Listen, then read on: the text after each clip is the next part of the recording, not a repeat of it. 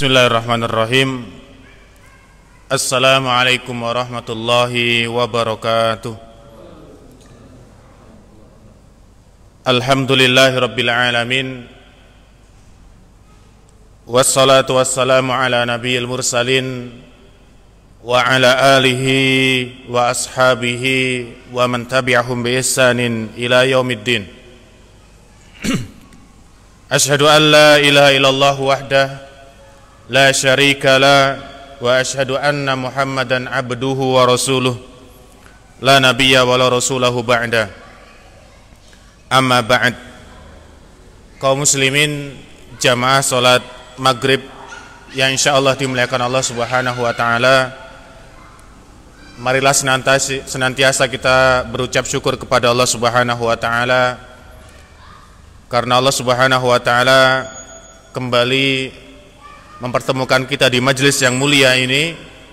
Allah Subhanahu wa taala telah memberikan begitu banyak kenikmatannya kepada kita, maka kewajiban kita sebagai seorang muslim hendaknya senantiasa mensyukuri nikmat-nikmat tersebut dengan selalu menggunakannya pada hal-hal yang Allah Subhanahu wa taala sukai.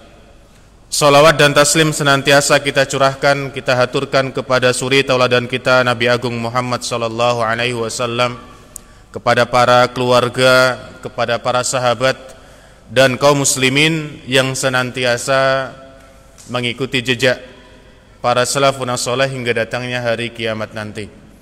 Para jamaah yang dirahmati Allah Subhanahu wa taala, insyaallah pada malam hari ini kita akan masuk pada bab baru berkaitan dengan adabul ukhuwah fillah wal hubbu wal bughdu fihi subhanahu wa ta'ala, yaitu berkaitan dengan adab-adab kita sebagai seorang muslim kepada saudara kita muslim yang lainnya.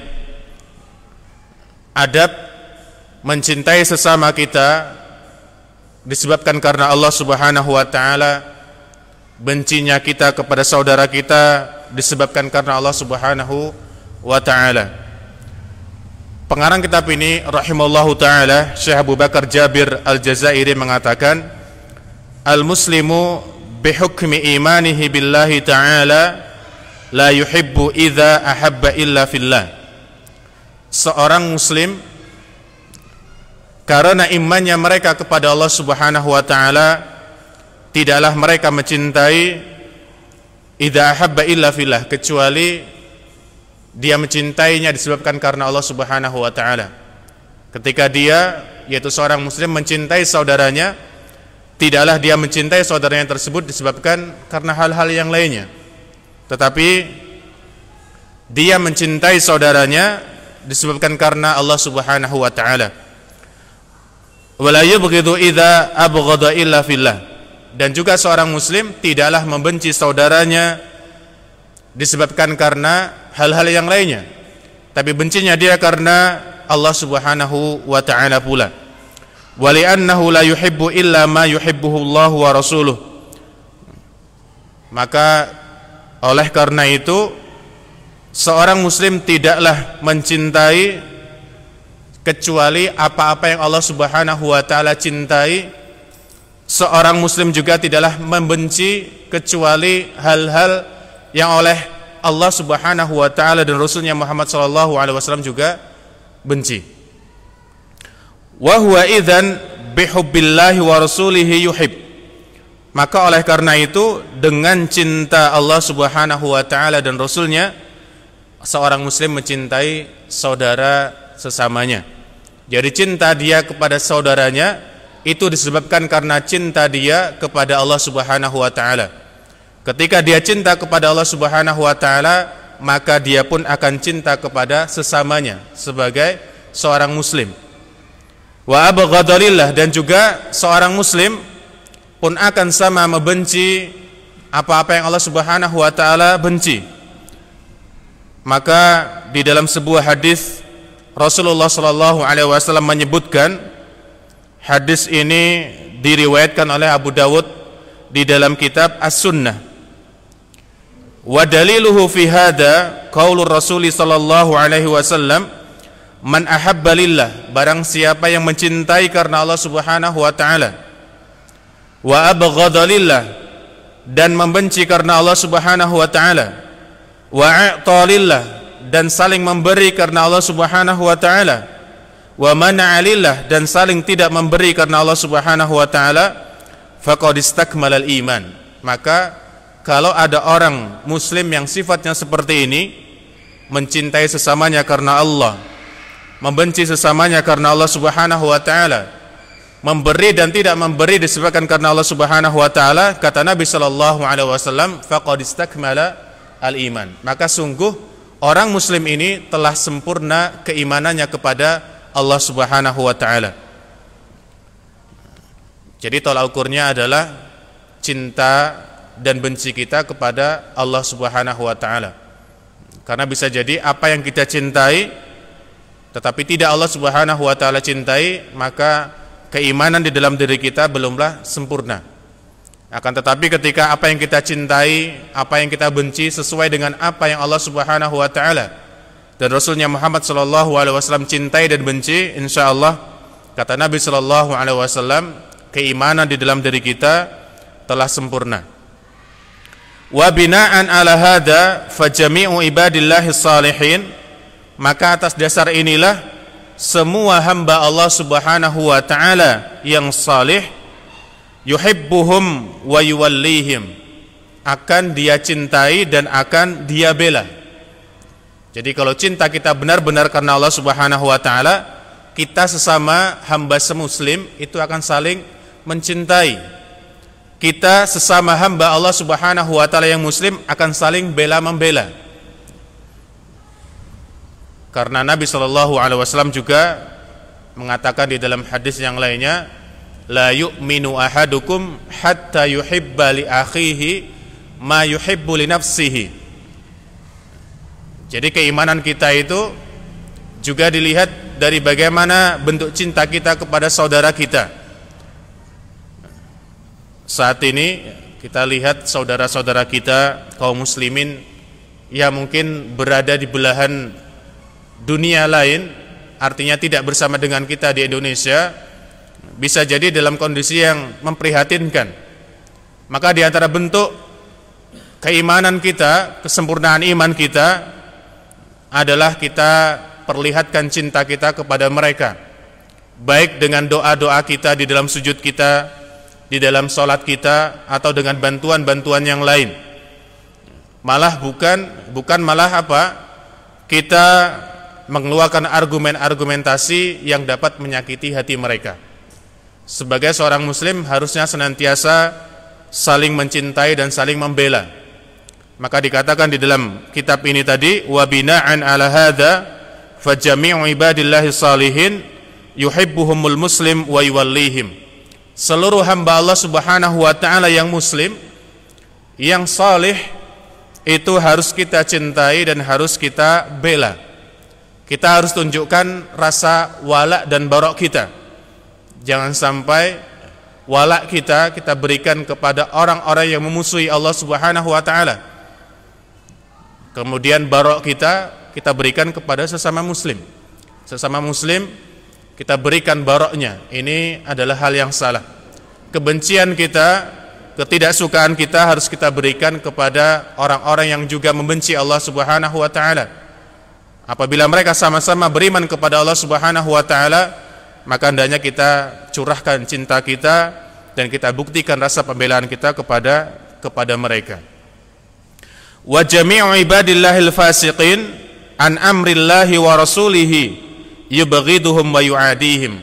Sedangkan seluruh hamba Allah Subhanahu wa taala yang fasik itu adalah seorang muslim, akan tetapi mereka senantiasa berlumuran dosa, senantiasa bermaksiat kepada Allah Subhanahu wa taala. Mereka beriman kepada Allah Subhanahu wa taala, tetapi mereka tidak selalu menjalankan perintah-perintah Allah Subhanahu wa taala. Bahkan ada di antara mereka sama dengan kita agamanya, beragama muslim, tetapi membenci saudaranya yang lainnya. Dan ini merupakan salah satu bentuk ciri orang-orang munafik. Maka sikap kita terhadap mereka di sini dikatakan yubghiduhum wa yu'adihim. Maka kita harus membenci mereka dan juga kita harus memusuhi mereka. Terlebih kepada orang-orang yang tidak beriman kepada Allah Subhanahu wa taala dan juga tidak beriman kepada Rasulnya Muhammad sallallahu alaihi wasallam. Baida anna hadza ghairu mani'in li muslimin an yattakhidha ikhwanan asdiqa'a fillahi ta'ala yakhussuhum bimazidi mahabbatin wa wadin. Maka dikatakan di kitab ini, namun demikian tidaklah menghalangi bagi kita seorang muslim untuk memilih di antara saudara-saudara kita yang muslim untuk dijadikan sebagai seorang teman. Jadi kita sebagai seorang muslim pun harus bisa memilih kira-kira siapakah sahabat yang layak untuk kita jadikan sebagai seorang teman. Kita tidak boleh asal memilih teman. Karena kata Nabi sallallahu alaihi wasallam, al-mar'u ala dini khalilihi. Seseorang itu tergantung kepada teman agamanya.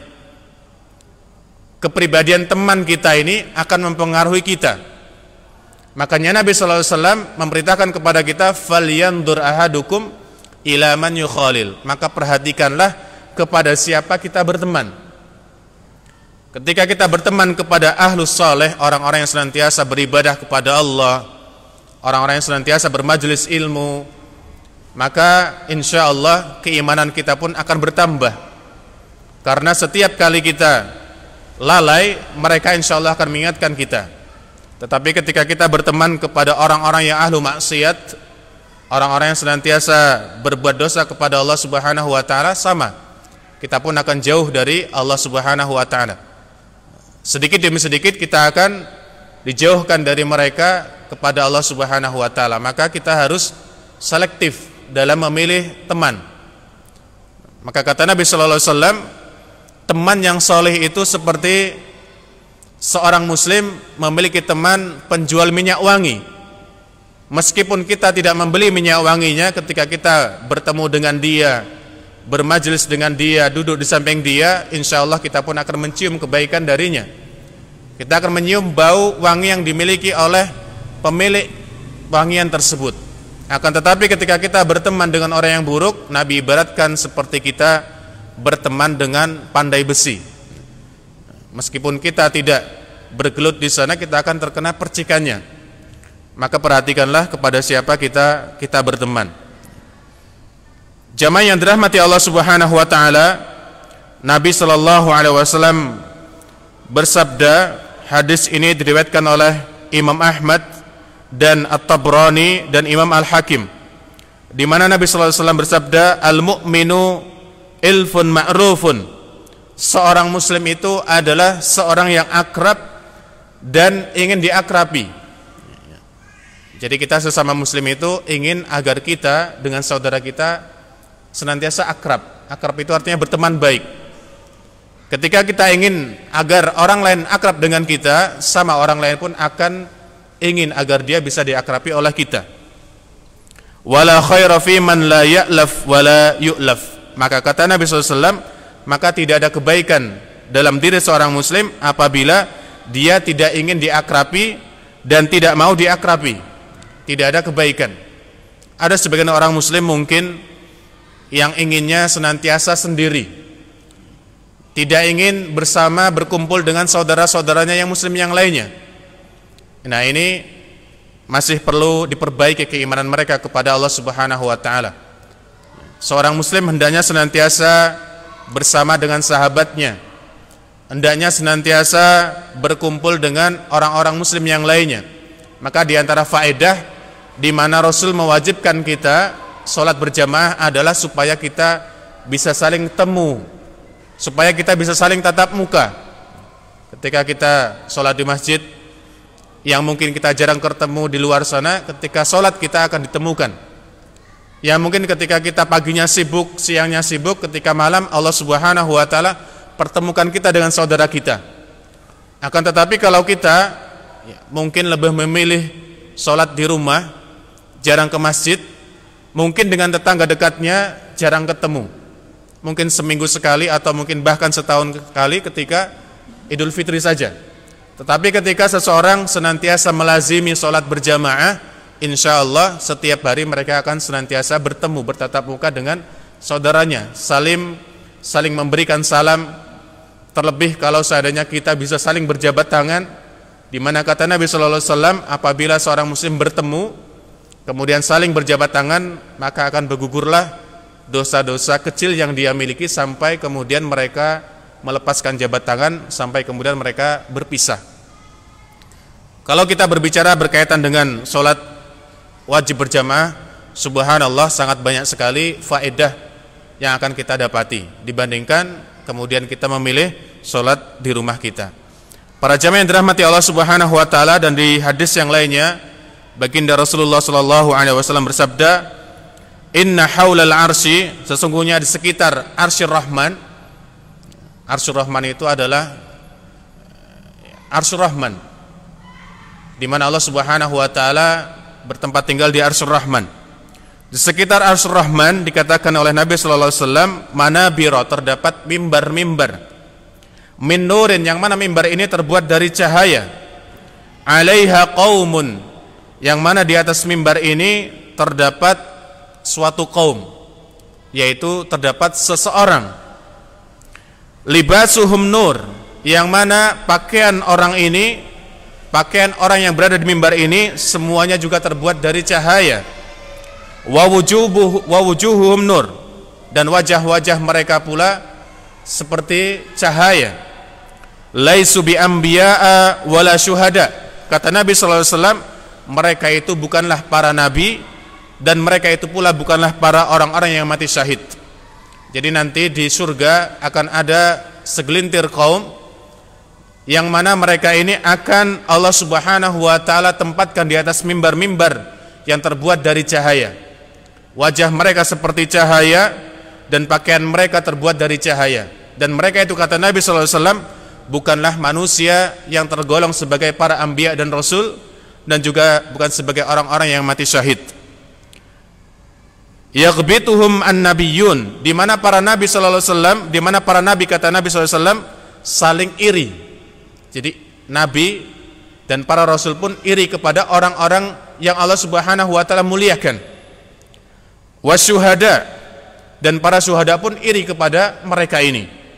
Faqalu, maka para sahabat kemudian bertanya kepada Nabi sallallahu alaihi wasallam, ya Rasulullah, sifhum lana, jelaskanlah kepada kami siapakah mereka, kabarkanlah kepada kami siapakah mereka yang Allah Subhanahu wa taala muliakan, hingga sampai-sampai para nabi dan para rasul pun iri kepada mereka, ingin agar para nabi dan para rasul pun ditempatkan di mimbar tersebut. Faqala, maka Nabi sallallahu alaihi wasallam berkata kepada para sahabatnya, al-mutahabbuna fillah, mereka itu adalah orang yang saling cinta karena Allah Subhanahu wa taala.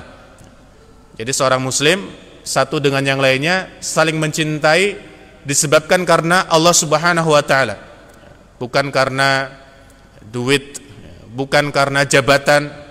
Karena ada sebagian orang dekat dengan temannya, dekat dengan orang lain disebabkan karena jabatan, ingin agar mereka memberikan kepada kita kedudukan. Dan ini sudah kita saksikan baik di negara kita atau di negara yang lainnya, di mana orang berbondong-bondong untuk mendapatkan bagian dari kenikmatan dunia yang itu sementara. Nah, kata Nabi sallallahu alaihi wasallam, mereka itu adalah orang yang saling mencintai disebabkan karena Allah Subhanahu wa taala. Wal mutajalisuna fillah, dan mereka saling duduk disebabkan karena Allah Subhanahu wa taala. Mereka saling bermajlis, mereka saling berkumpul seperti ini. Insyaallah kita yang ada di majelis ini,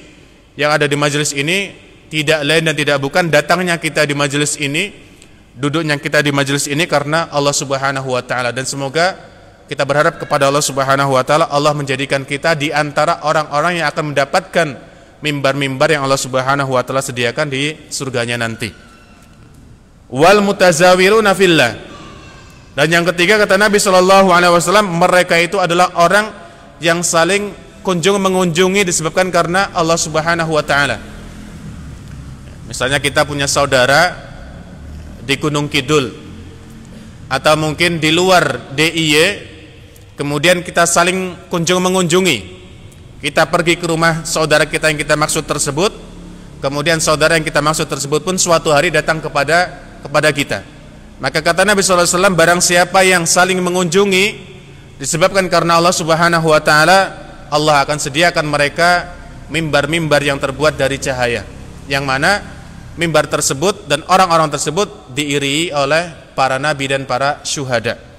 Hadis ini diriwayatkan oleh Zakarahu Az-Zubaydi fi Ithafis Sadah Al-Muttaqin, rawahu Al-Imam Muslim. Disebutkan di sini, hadis ini diriwayatkan oleh Imam Muslim. Wa qauluhu, dan di sabda yang lainnya Rasulullah sallallahu alaihi wasallam juga bersabda, innallaha ta'ala, sesungguhnya Allah Subhanahu wa ta'ala yaqul, berkata, haqqat mahabbati lilladzina yatazawaruna min ajli. Kata Allah Subhanahu wa ta'ala, berarti ini adalah hadis qudsi, di mana Allah Subhanahu wa ta'ala berfirman, cintaku telah tetap. Artinya Allah Subhanahu wa ta'ala telah menetapkan cintanya kepada orang ini. Haqqat mahabbati, kepada siapa? Lilladzina yatazawaruna min ajli, kepada orang-orang yang senantiasa saling mengunjungi disebabkan karena diriku. Jadi perginya kita ke saudara kita itu disebabkan karena cinta kita kepada Allah Subhanahu wa ta'ala semata. Wa haqqat mahabbati lilladzina yatanasaruna min ajli, dan kemudian Allah Subhanahu wa ta'ala melanjutkan, dan cintaku telah tetap, artinya Allah Subhanahu wa ta'ala telah memberikan cintanya kepada siapa? Lilladzina yatanasaruna min ajli, kepada orang-orang yang saling tolong menolong, yang saling bantu membantu, yang saling bela membela disebabkan karena cinta mereka kepada Allah Subhanahu wa ta'ala. Jika kita membela saudara kita disebabkan karena cinta kita kepada Allah Subhanahu wa ta'ala, maka kita pun akan mendapatkan balasan dari Allah, di mana Allah akan meletakkan cintanya kepada diri kita. Hadis ini diriwayatkan oleh Al-Imam Ahmad. Wa qauluhu, dan di sabda yang lainnya Rasulullah sallallahu alaihi wasallam juga bersabda berkaitan dengan 7 golongan, yang mana 7 golongan ini kelak pada hari kiamat akan diberikan naungan oleh Allah Subhanahu wa ta'ala, di mana tidak ada lagi naungan kecuali naungan dari Allah Subhanahu wa ta'ala, di mana saudara kita, harta benda kita, sanak famili kita sudah lagi tidak memberikan faedah kepada kita. Yang akan memberikan faedah kepada kita adalah Quran kita yang kita baca. Sebagaimana Nabi SAW sabdakan, iqra'ul Quran fa innahu ya'ti yaumal qiyamati syafi'an li ashabihi. Ini adalah yang akan memberikan bantuan kepada kita, yang akan memberikan pertolongan kepada kita di hari kiamat, di hari di mana tidak ada lagi naungan kecuali naungan dari Allah Subhanahu wa ta'ala. Jadi dalam hadis ini, di mana Nabi SAW bersabda, sab'atun, ada 7 golongan, yudilluhumullahu fi dillihi, yang akan Allah Subhanahu wa ta'ala berikan naungan di dalam naungannya, yauma la dilla illa dilluh, di hari di mana tidak ada lagi naungan kecuali naungan dari Allah Subhanahu wa ta'ala. Naungan itu artinya perlindungan. Mengapa kita butuh perlindungan? Karena disebutkan dalam suatu hadis, di mana Allah Subhanahu wa ta'ala akan mendekatkan matahari dengan kita sejauh qadra mil. Ada yang mengatakan sejengkal, ada yang mengatakan 3,5 kilometer. Maka di saat itu kita butuh pertolongan dari Allah Subhanahu wa ta'ala. Maka Nabi katakan ada seorang nanti yang tenggelam dengan air keringatnya. Maka apabila seseorang ingin mendapatkan naungan dari Allah Subhanahu wa ta'ala, hendaknya masuk dalam kategori 7 orang yang akan kita sebutkan di dalam hadis ini. Yang pertama, kata Nabi sallallahu alaihi wasallam, di antara orang yang akan mendapatkan naungan dari Allah, imamun adilun, yaitu seorang imam, seorang pemimpin, yang mana pemimpin ini adalah pemimpin yang adil. Para jamaah yang dirahmati Allah Subhanahu wa ta'ala, pemimpin yang adil adalah salah satu hal yang sulit. Menjadi pemimpin yang adil adalah sesuatu pekerjaan, sesuatu ibadah yang tidaklah mudah. Bahkan kita pun sebenarnya adalah seorang pemimpin. di mana Nabi sallallahu alaihi wasallam bersabda, kullukum ra'in. Setiap kita, setiap manusia adalah seorang pemimpin. Seorang suami menjadi pemimpin atas keluarganya, dan kelak Allah akan memintai pertanggungjawaban atas apa yang dipimpinnya. Seorang ibu, seorang istri pun menjadi pemimpin atas anak-anaknya. Terlebih jika Allah Subhanahu wa taala memberikan kepada kita suatu kepemimpinan yang lebih daripada itu. Seseorang diangkat menjadi ketua RT, menjadi ketua RW, kepala dukuh, lebih daripada itu, maka semakin tinggi kedudukan kita di mata manusia, akan semakin tinggi pula pertanyaan-pertanyaan yang Allah Subhanahu wa taala akan berikan kepada kita kelak pada hari kiamat. Maka apabila ada seorang pemimpin yang adil, Allah Subhanahu wa taala pun akan memberikan keistimewaan yang luar biasa, di mana Allah Subhanahu wa taala akan memberikan naungan di hari tidak ada naungan kecuali hanya datangnya dari Allah Subhanahu wa taala. Maka di antara hal yang harus kita perhatikan adalah jangan sampai di antara kita ini berbondong-bondong meminta kepemimpinan, di mana Nabi sallallahu alaihi wasallam mengatakan la tas'alul imarata. Janganlah kalian meminta kepemimpinan. Jangan sampai kita menyodorkan diri kita untuk dijadikan sebagai seorang pemimpin. Jangan sampai hal tersebut hinggap di dalam diri kita, karena mengapa? Ditakutkannya ketika Allah Subhanahu wa taala memberikan kepada kita kedudukan, kita pun akan terlena dengan kenikmatan dunia. Di mana Allah Subhanahu wa taala telah membinasakan umat-umat sebelum Nabi Muhammad seperti Bani Israel disebabkan karena kenikmatan dunia. Para jamaah yang dirahmati Allah Subhanahu wa taala, yang kedua di antara 7 golongan yang akan diberikan naungan adalah wasyabun, yaitu para pemuda nasya'a fi ibadatillah ta'ala, yang mana pemuda ini tumbuh dalam peribadatan kepada Allah Subhanahu wa taala. Hadis yang kita bacakan ini sebenarnya lebih kepada para pemuda, di mana Nabi sallallahu alaihi wasallam memberikan keistimewaan kepada mereka. Karena di antara keistimewaan yang diberikan Allah Subhanahu wa taala kepada pemuda adalah seseorang ketika hidup di masa mudanya, maka dia akan lebih bisa leluasa melakukan ini dan melakukan itu dibandingkan ketika seseorang telah tumbuh di masa yang renta. Yang dulunya kuat mungkin sekarang sudah tidak lagi kuat. Maka banyak sekali hadis-hadis yang mana hadis tersebut memotivasi kepada para pemuda, karena mengapa? Para pemuda itu lebih banyak mengedepankan syahwat mereka dibandingkan ketaatan mereka kepada Allah Subhanahu wa taala. Maka tidak jarang kalau kita saksikan di banyak masjid, orang-orang yang hadir di masjid-masjid Allah Subhanahu wa taala bukanlah para pemuda. Padahal Allah Subhanahu wa taala, padahal Nabi sallallahu alaihi wasallam memberikan banyak keistimewaan kepada mereka. Maka sungguh berbangga hati kita sebagai orang tua misalnya, atau mungkin kita sebagai seorang pemuda, ketika Allah Subhanahu wa taala masih memberikan kepada kita keistiqomahan untuk dapat menjalankan taatan kita kepada Allah Subhanahu wa taala. Ini yang kedua, yaitu seorang pemuda yang tumbuh dalam peribadatan kepada Allah Subhanahu wa taala. Kemudian yang ketiga, warajulun, dan seorang pemuda juga qalbuhu mu'allaqun bil masajid, yang mana hatinya senantiasa terpaut dengan masjid. Terpaut dengan masjid itu artinya apa?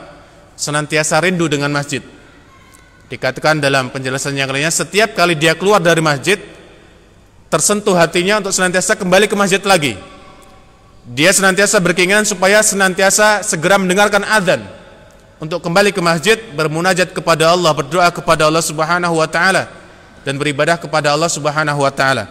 Ini yang ketiga, warajulun qalbuhu mu'allaqun bil masajid, dan seorang pemuda yang senantiasa hatinya terpaut dengan masjid. Idza kharaja minhu hatta ya'uda ilaihi, setiap kali dia keluar dari masjid, dia ingin bersegera untuk kembali ke masjid tersebut. Nah, ini. Jadi jangan sampai malah kita ini alergi dengan masjid, merasa sumuk, merasa gerah dengan masjid. Ke masjid ketika qomat, setelah salam kemudian langsung pulang, seolah-olah masjid ini adalah tempat yang panas. Maka jangan sampai kita menjadi orang-orang yang seperti ini. Jadilah kita orang-orang yang senantiasa merindukan masjid. Duduknya kita di masjid pun itu subhanallah sudah menjadikan pahala bagi kita. Maka kata Nabi SAW, orang yang menunggu sholat hingga datangnya sholat seperti seperti dicatat seperti orang yang sedang sholat. Maka ini luar biasa. Ini yang ketiga. Yang keempat, warajulani, dan dua orang pemuda tahabba fillah, yang saling mencintai karena Allah Subhanahu wa taala. Fajtama'a ala dzalik, di mana mereka saling berkumpul karena Allah Subhanahu wa taala. Wa tafarraqu alaihi, dan kemudian mereka saling berpisah disebabkan karena Allah Subhanahu wa taala. Ini diantara orang-orang yang kelak akan mendapatkan naungan dari Allah Subhanahu wa taala. Yang ketiga, yang selanjutnya, warajulun dzakarallaha khaliyan, dan seorang yang ingat kepada Allah Subhanahu wa taala di tempat yang sepi. Misalnya kita sedang sholat tahajud sendirian, kita menyendiri, atau mungkin kita berada di masjid, kemudian kita fafadat ainahu, kemudian kedua matanya mencucurkan air mata. Mencucurnya bukan karena sedih ditinggal sesuatu yang berkaitan dengan dunia, tetapi disebabkan karena dosa-dosa mereka kepada Allah Subhanahu wa taala, disebabkan karena taksirnya mereka, kurangnya mereka mentaati Allah Subhanahu wa taala.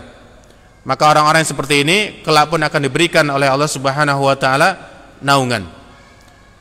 Kemudian yang selanjutnya, warajulun da'athu imra'atun dzata mansibin wa jamal, dan seseorang yang diajak oleh seorang wanita, yang mana wanita ini disebutkan dalam hadis memiliki nasab yang baik, memiliki keturunan yang baik, dan memiliki kecantikan yang luar biasa.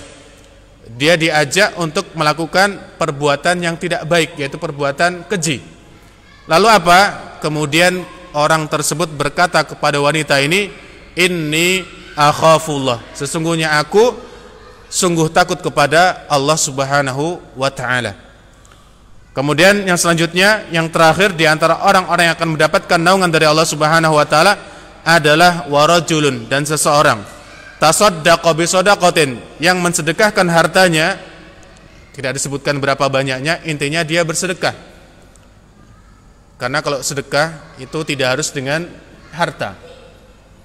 Berbeda dengan infak. Ketika kita berbicara dengan infak, maka infak lebih kepada harta benda kita. Tetapi ketika kita berbicara dengan sedekah, maka sedekah adalah suatu ibadah yang cakupannya sangat luas. Bahkan kata Nabi sallallahu alaihi wasallam, tabassumuka fi wajhi akhika shadaqatun. Senyumnya kita, berwajah seri-serinya kita di hadapan saudara kita, itu merupakan salah satu bentuk sedekah. Di hadis ini dikatakan, dan seseorang yang bersedekah dengan suatu sedekah, fa akhfaha, kemudian dia menyembunyikan sedekahnya tadi, hatta la ta'lama shimaluhu, sampai-sampai tangan kirinya ini tidak mengetahui ma tunfik yaminuhu, apa yang telah diinfakkan oleh tangan kanannya. Ini saking takutnya dia, infaknya dia diketahui oleh orang lain. Jadi dia berusaha agar tangan kirinya ini, yang mana tangan kanan dan kiri senantiasa bersampingan, senantiasa berdampingan. Akan tetapi saking perhatiannya dia, takutnya dia diketahui oleh orang lain, dia mensedekahkan hartanya di jalan yang Allah Subhanahu wa taala ridhoi, agar tidak diketahui oleh orang lain. Tetapi hal ini para jamaah yang dirahmati Allah Subhanahu wa taala bukan berarti kita dilarang untuk memperlihatkan sedekah kita. Bahkan Allah Subhanahu wa taala pun mengatakan kepada kita, apabila ada kebaikan di sana pun kita diperbolehkan untuk memperlihatkan sedekah kita. Terlebih kalau dengan sedekah tersebut banyak orang yang kemudian ikut bersama dengan kita mensedekahkan hartanya. Banyak kemudian setelah kita bersedekah, hati ataupun orang-orang yang kemudian pelit misalnya, tergerak hatinya untuk mensedekahkan harta mereka kepada Allah, maka ini pun dapat mendatangkan kebaikan.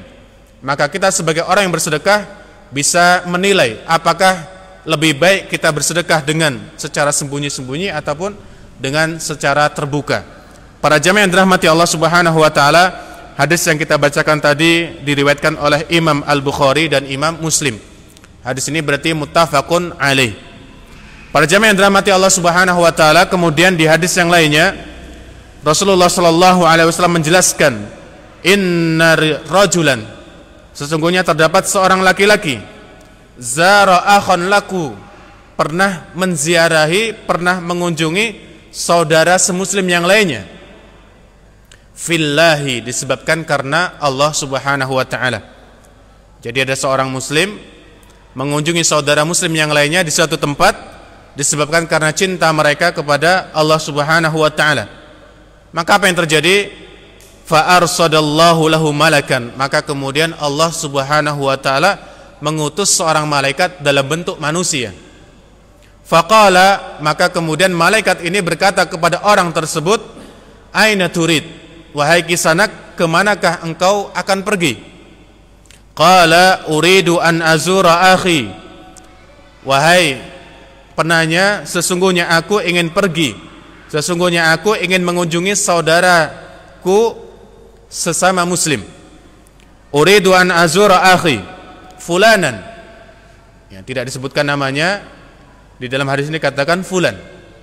Faqala, maka malaikat ini pun berkata, lihajatin laka indahu, apakah perginya kamu ke sana, apakah menujunya kamu ke sana karena ada keperluan yang engkau inginkan? Faqala la, maka orang tersebut mengatakan tidak. Maka malaikat tersebut kemudian bertanya lagi, qala liqarabatin bainaka wa bainahu, apakah disebabkan karena ada hubungan kedekatan dirimu dengannya? Apakah karena ada hubungan darah dirimu dengannya? Qala la, dia pun berkata tidak. Maka malaikat tersebut pun berkata lagi, qala fa bi ni'matin laka indahu, apakah disebabkan karena ada kenikmatan yang engkau miliki yang berada di tangannya? Maka orang tersebut pun berkata, qala la, tidak. Qala, maka malaikat ini kemudian bertanya kepadanya, fabima, lalu untuk apa engkau datang ke rumah sahabatmu tersebut? Qala uhibbu fillah, orang tersebut pun berkata, wahai kisanak, sesungguhnya diriku pergi ke rumah saudaraku tersebut disebabkan karena cintaku kepada Allah Subhanahu wa ta'ala. Qala, maka kemudian malaikat ini berkata kepadanya, fa innallaha arsalani, wahai kisanak, sesungguhnya Allah Subhanahu wa ta'ala telah mengutus diriku ilaika, kepadamu. Ukhbiruka bi annahu yuhibbuka, wahai kisanak, aku mengkabarkan kepadamu, sesungguhnya Allah Subhanahu wa ta'ala mencintai dirimu. Lihubbuka iyyah, disebabkan karena cintamu kepada saudaramu tersebut. Waqad aujabalakal jannah, dan Allah Subhanahu wa ta'ala telah memberikan kepadamu balasan berupa surga. Hadis ini diriwayatkan oleh Imam Muslim. Para jamaah yang dirahmati Allah Subhanahu wa ta'ala, di hadis terakhir yang kita bacakan tadi, itu merupakan salah satu bentuk motivasi kepada kita, di mana kita diperintahkan oleh Rasulullah sallallahu alaihi wasallam, dan Allah Subhanahu wa ta'ala hendaknya kita mencintai saudara kita, mengunjungi saudara kita, bahkan membenci kepada saudara kita pun disebabkan karena Allah Subhanahu wa ta'ala. Maka barang siapa yang mencintai saudaranya karena Allah, mencintai saudaranya karena Allah, membenci saudaranya karena Allah, dan segala hal disebabkan karena Allah Subhanahu wa ta'ala, kita berharap agar Allah Subhanahu wa ta'ala pun memberikan kepada kita surganya. Para jamaah yang dirahmati Allah Subhanahu wa ta'ala, demikianlah beberapa hal yang berkaitan dengan hak-hak kita kepada saudara kita, sebelum kita nanti masuknya kepada adab-adab apa saja yang harus kita berikan kepada saudara kita semuslim. Semoga apa yang kita berikan dan apa yang kita pelajari pada malam hari ini bisa bermanfaat bagi kita dan dapat kita amalkan dalam kehidupan kita sehari-hari. Dan kita tutup majelis kita dengan bersama-sama membaca doa kafaratul majlis. Subhanakallahumma wa bihamdika asyhadu an la ilaha illa anta astaghfiruka wa atubu ilaik. Wassalamualaikum warahmatullahi wabarakatuh.